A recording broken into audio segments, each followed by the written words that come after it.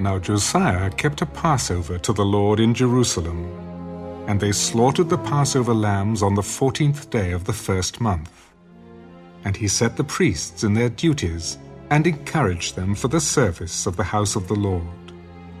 Then he said to the Levites, who taught all Israel, who were holy to the Lord, "Put the holy ark in the house which Solomon, the son of David, king of Israel, built.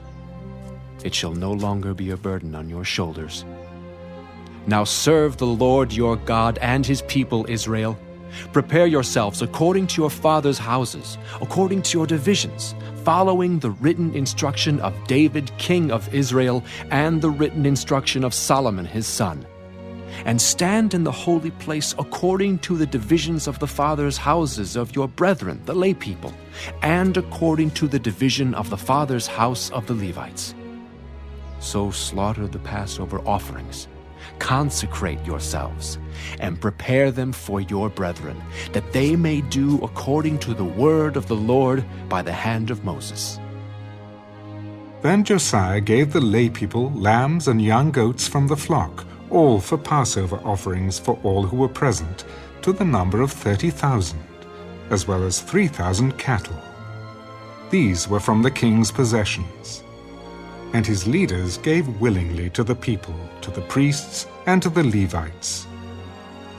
Hilkiah, Zechariah, and Jehiel, rulers of the house of God, gave to the priests for the Passover offerings 2,600 from the flock, and 300 cattle.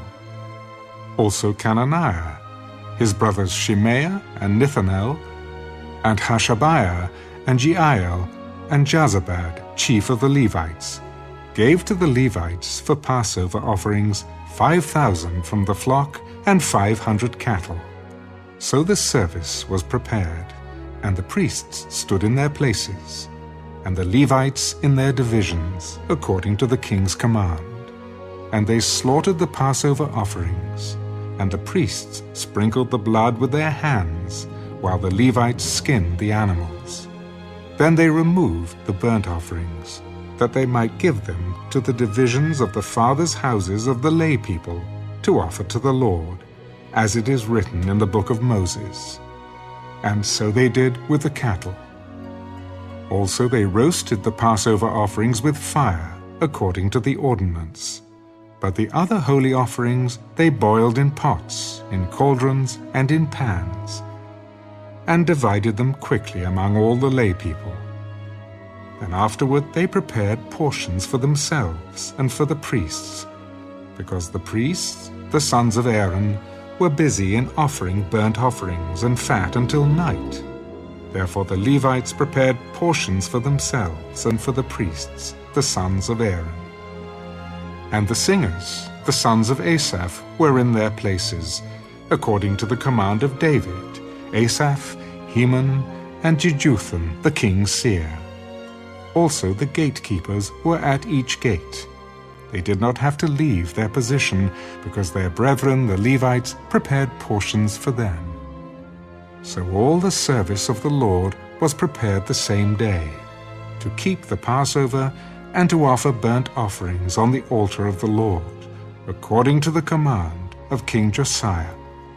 And the children of Israel who were present kept the Passover at that time, and the feast of unleavened bread for 7 days. There had been no Passover kept in Israel like that since the days of Samuel the prophet, and none of the kings of Israel had kept such a Passover as Josiah kept, with the priests and the Levites, all Judah and Israel who were present, and the inhabitants of Jerusalem.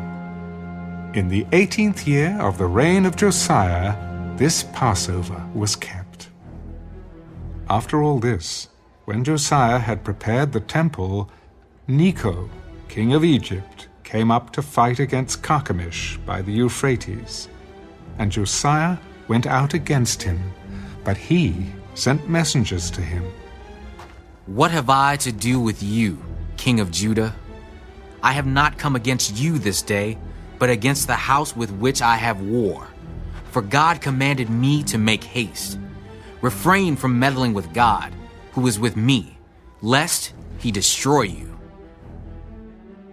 Nevertheless, Josiah would not turn his face from him, but disguised himself so that he might fight with him, and did not heed the words of Necho from the mouth of God. So he came to fight in the valley of Megiddo. And the archers shot King Josiah. And the king said to his servants, Take me away, for I am severely wounded. His servants therefore took him out of that chariot, and put him in the second chariot that he had, and they brought him to Jerusalem. So he died, and was buried in one of the tombs of his fathers. And all Judah and Jerusalem mourned for Josiah. Jeremiah also lamented for Josiah, and to this day all the singing men and the singing women speak of Josiah in their lamentations. They made it a custom in Israel, and indeed they are written in the laments. Now the rest of the acts of Josiah and his goodness, according to what was written in the law of the Lord, and his deeds from first to last, indeed they are written in the book of the kings of Israel and Judah.